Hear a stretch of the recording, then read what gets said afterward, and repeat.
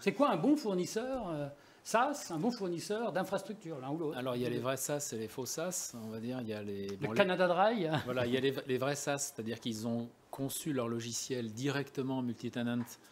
Donc, on va dire, c'est le même, il n'y a qu'un seul logiciel, mais les données clients sont isolées, sont étanches.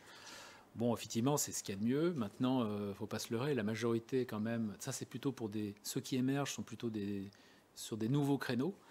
Le monde traditionnel fait sa mutation progressivement parce que ça les oblige à réécrire en fait les logiciels. Donc il y a des cas de figure où en fait les éditeurs traditionnels font héberger finalement les solutions et on les consomme au travers d'un écran web. Derrière, c'est une solution classique.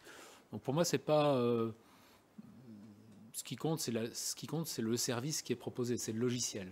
Le fait qu'il soit orthodoxe en disant c'est un pure player multi-tenant et tout, non, c'est pas un plus. Si l'analyse est bonne, que l'ergonomie est bonne, que l'outil est efficace, très honnêtement, on s'en fout. Oui, et puis en plus, il y a des moyens aujourd'hui pour que des ERP, par exemple, comme SAP ou SAP HANA ou SAP Business Object, soient directement, je dirais, portés sur un cloud tel que celui de SoftLayer. Je l'ai vu récemment, il y a une annonce cette semaine à ce sujet-là.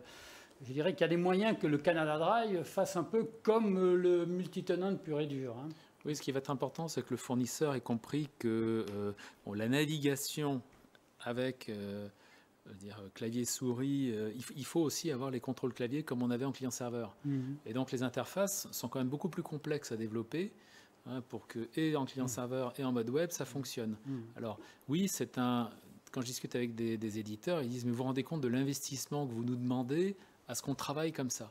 Je veux dire, il faut qu'ils choisissent des frameworks de développement qui leur permettent de le faire, mais c'est ça l'avenir. Demain, le S6 sera web. Et plus en client-serveur. Et donc, pour revenir, les critères de choix ou les points de vigilance par rapport aux fournisseurs, que ce soit des fournisseurs éditeurs ou des fournisseurs qui mettent les mains sous le capot, la tête sous le capot pour s'occuper des infrastructures. Les deux. Le point clé, c'est premièrement la pérennité du fournisseur. Parce que si on fait reposer un process clé de l'entreprise sur un prestataire externe, il faut qu'il soit là demain. On ne peut pas se retrouver du jour au lendemain sans solution là-dessus. Le deuxième point clé, c'est effectivement l'expérience utilisateur proposée et l'ouverture vers le reste du monde, c'est-à-dire l'intégration, le nombre d'API disponibles et d'intégration pré-câblées dans le système. Pour moi, ce sont vraiment les 3 points. Bien évidemment, après, le modèle économique est important également. Est-ce qu'on est par user et par mois?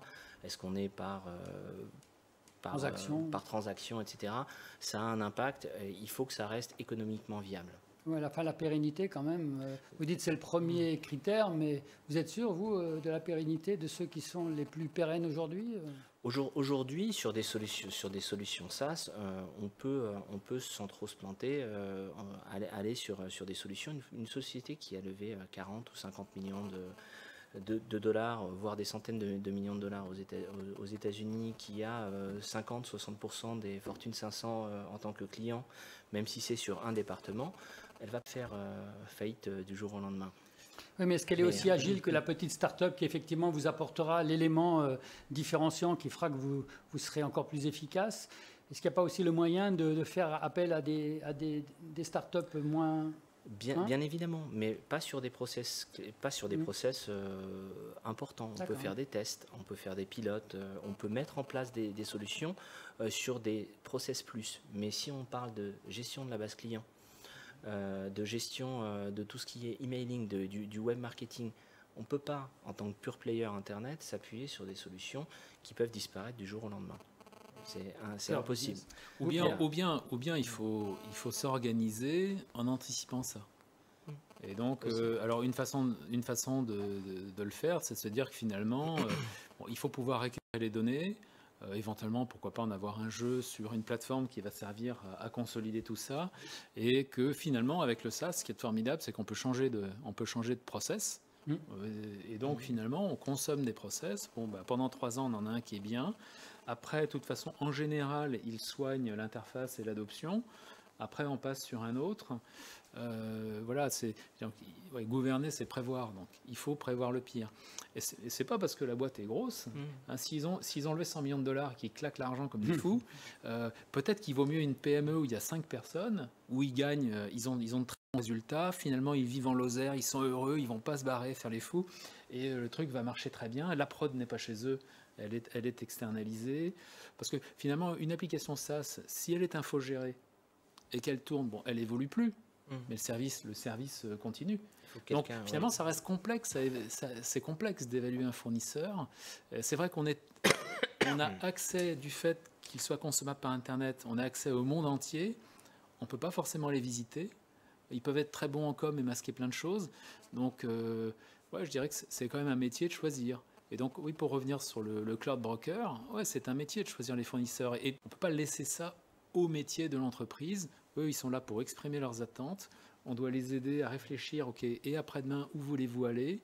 Et à ce moment-là, on intègre tout un tas de signaux pour pouvoir choisir qu'est-ce qui est pertinent pour construire le service, et puis le compromis pérennité, plan de secours. Voilà. Et donc, ça reste une alchimie complexe. Donc, il y a quand même toujours du boulot dans les DSI.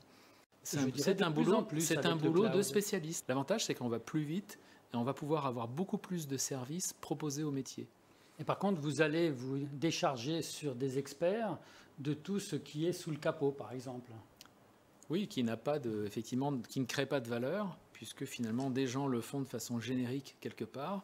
Bon, pourquoi je fabriquerais quelque chose de générique? Ça va finalement coûter plus cher, ça sera moins bien fait. Bon, autant aller acheter cette prestation chez un spécialiste industriel.